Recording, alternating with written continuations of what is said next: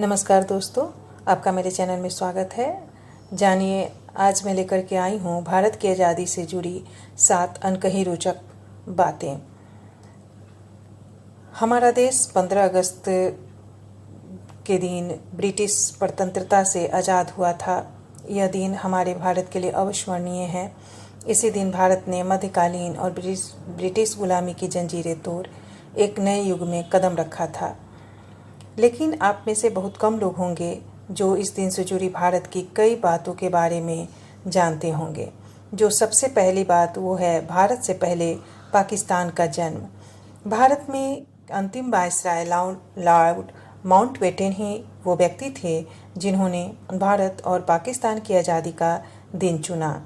जब माउंटबेटन भारत आए थे तो उन्हें भारत और पाकिस्तान अविभाजित मिला था।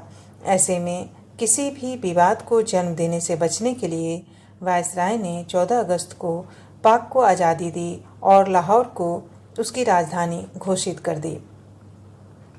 भारत की आज़ादी के लिए 15 अगस्त का ही दिन क्यों चुना गया?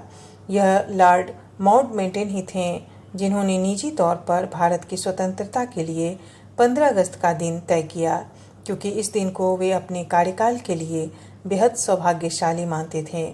इसके पीछे खास वजह थी।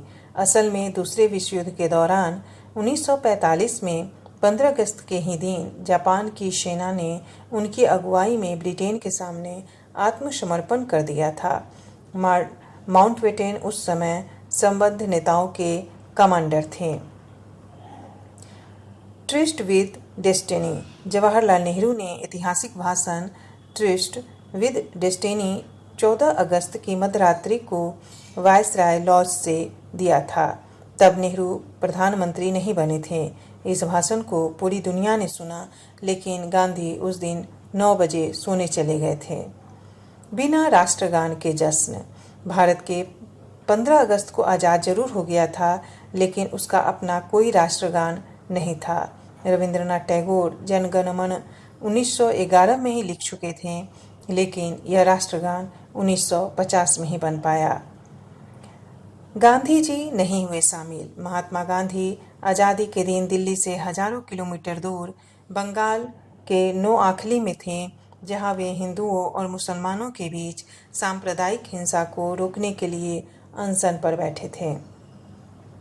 लाल किले पर नहीं फहराया गया था झंडा।